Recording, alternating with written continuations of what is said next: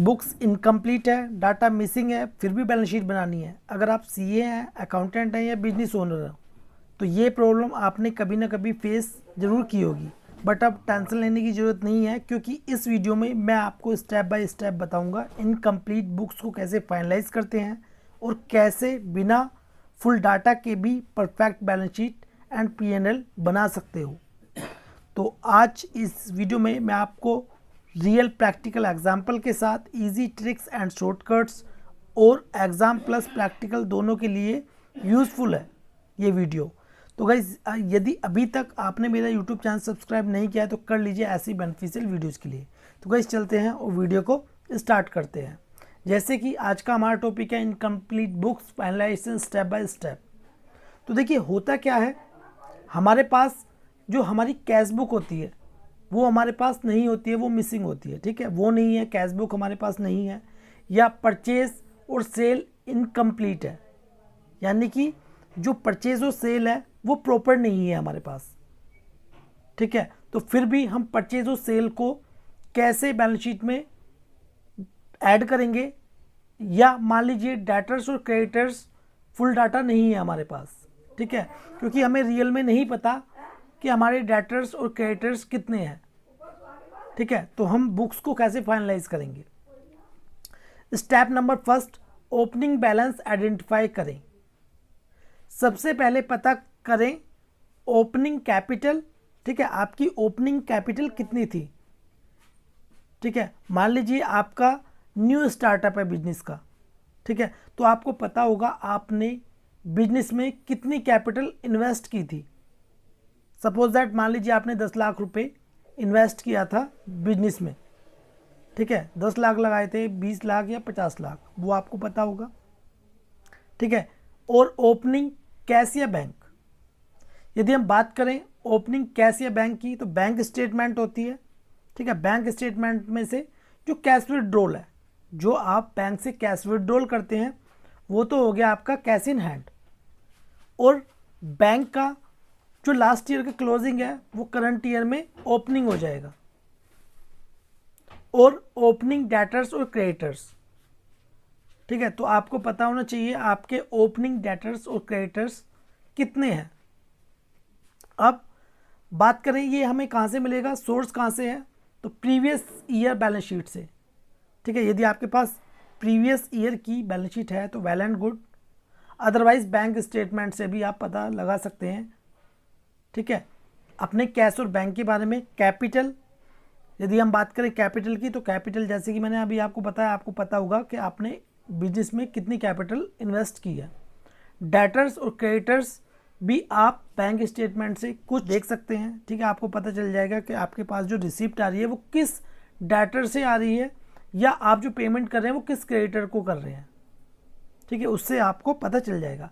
अब step number 2, cash और bank reconstructions.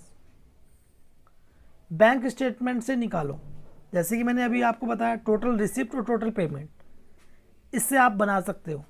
ठीक है, यदि आपने कैश विड्रॉल किया है, जैसे कि अभी मैंने आपको बताया था, यदि आपने कैश विड्रॉल किया है तो वो आपका क्या हो गया, कैश इन हैंड जिसको हम बोलते हैं। ठीक है, और जो पेमेंट की है, पेमेंट से आप डेटर्स और क्रेडिटर्स का पता लगा सकते हैं। अब step number 3, debtors account total method. तो देखिए डेटर अकाउंट का भी एक मेथड होता है, शायद आपने कभी ये नहीं सुना होगा या इसका फॉर्मूला आपको पता नहीं होगा कि डेटर का भी हमारा फॉर्मूला होता है निकालने के लिए। अब फॉर्मूले की बात करें तो फॉर्मूला क्या होता है, opening debtors plus credit sale, यानी कि आपने जो उधार में सेल की है उसमें से माइनस करेंगे कैश रिसीव्ड को, जितना आपके पास कैश आया है डेटर से। ठीक है, इक्वल टू क्लोजिंग डेटर्स, तो आपकी इसमें क्लोजिंग डेटर्स निकल के आ जाएंगे। मैं फिर से रिपीट कर रहा हूँ, जो आपके ओपनिंग डेटर्स होंगे उसमें एक तो उधार की सेल जो क्रेडिट सेल है वो प्लस करनी है, और उसमें से माइनस कर देना है कैश रिसीव्ड को, जो आपके पास कैश आया डेटर से, तो आपका जो क्लोजिंग डेटर्स है वो निकल के आ जाएगा। अगर कोई वैल्यू मिसिंग है तो इस प्रकार आपको निकाल लेनी है डेटर की। तो मैं उम्मीद करता हूँ आपको समझ में आ गया होगा जो डेटर का फॉर्मूला है, डेटर हम कैसे निकालते हैं डेटर्स को। तो यदि अभी भी आपका कोई क्वेश्चन है तो मुझे कमेंट बॉक्स में कमेंट कर सकते हैं, मैं आपका रिप्लाई जरूर दूंगा। अब स्टेप नंबर 4, क्रिएटर्स अकाउंट। ठीक है, तो क्रिएटर्स अकाउंट जो हमारे क्रिएटर्स होते हैं उसको निकालने का भी फॉर्मूला है, जैसे डेटर का था ऐसे ही हमारा क्रिएटर का है। ठीक है, तो इसका फॉर्मूला क्या है क्रिएटर्स का? ओपनिंग क्रिएटर्स, यानी कि जो आपके लास्ट ईयर के क्लोजिंग क्रिएटर्स हैं वो करंट ईयर में ओपनिंग हो जाएंगे। ओपनिंग क्रिएटर्स, उसमें से प्लस करना है क्रेडिट परचेज, माइनस करना है कैश पेड, कितना हमने क्रिएटर्स को कैश पे किया है, इक्वल टू क्लोजिंग क्रिएटर्स। तो जो क्रिएटर्स है उसका क्लोजिंग निकल के आ जाएगा। ठीक है, अब नेक्स्ट स्टेप है हमारा सेल्स एंड परचेज, वो आपको फाइंड करना है। अगर आपके पास डायरेक्ट डाटा नहीं है, डेटर से सेल निकालो। ठीक है, तो आपको जो सेल निकालनी है वो कैसे निकालेंगे? डेटर्स, मैंने आपको बता दिया, डेटर्स का फॉर्मूला आपको बताया है।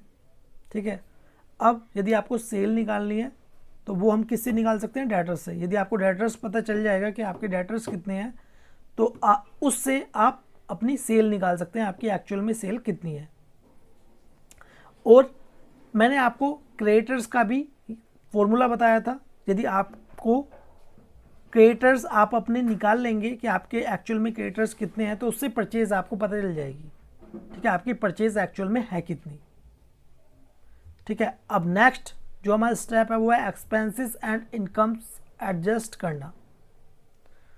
तो सबसे पहले आपको चेक करना आउटस्टैंडिंग एक्सपेंसेस। ठीक है, जितने भी आउटस्टैंडिंग एक्सपेंसेस होंगे वो आपको चेक करना है। प्रीपेड एक्सपेंसेस जो होंगे वो आपको चेक करने हैं। एक्रूड इनकम कितनी है वो आपको चेक करना है। ठीक है, अब स्टेप नंबर 7 की बात करें तो ट्रेडिंग अकाउंट बनाओ। तो आपको क्या करना है? सबसे पहले जब हम प्रॉफिट एंड लॉस अकाउंट, तो सबसे पहले हम trading account, profit and loss account और बैलेंस शीट जब हम तैयार करते हैं तो सबसे पहले हमें क्या बनाना होता है? Trading account. अब जो नेक्स्ट स्टेप है P&L अकाउंट। ठीक है, तो फाइनल प्रॉफिट निकालो। तो देखिए, यदि हम बात करें हमारे नेट प्रॉफिट की, जो फाइनल में प्रॉफिट निकलता है, तो हम नेट प्रॉफिट कैसे निकालते हैं? जो लास्ट ईयर की बैलेंस शीट है, यदि आपके पास बैलेंस शीट है तो वेल एंड गुड। तो लास्ट ईयर की जो बैलेंस शीट होती है तो उसके अकॉर्डिंग ही सबसे पहले हम चेक करते हैं हमारा कितने % हमारा नेट प्रॉफिट आ रहा है। तो नेट प्रॉफिट निकालने का फॉर्मूला क्या होता है? जो हमारा नेट प्रॉफिट होता है उसको डिवाइड करते हैं सेल से, मल्टीप्लाई 100। ठीक है, तो हमारा जो नेट प्रॉफिट की परसेंटेज है वो निकल के आ जाती है।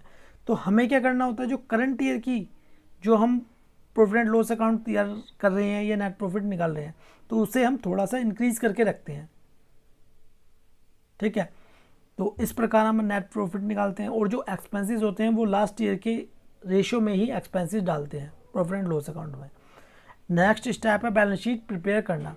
फिर उसके बाद बैलेंस शीट को प्रिपेयर किया जाता है जिसमें कि हमारी जितनी भी एसेट्स होती हैं उसके बराबर ही हमारी लायबिलिटीज़ होती हैं। तो दोनों इक्वल होती हैं, एसेट्स भी और लायबिलिटीज़ भी।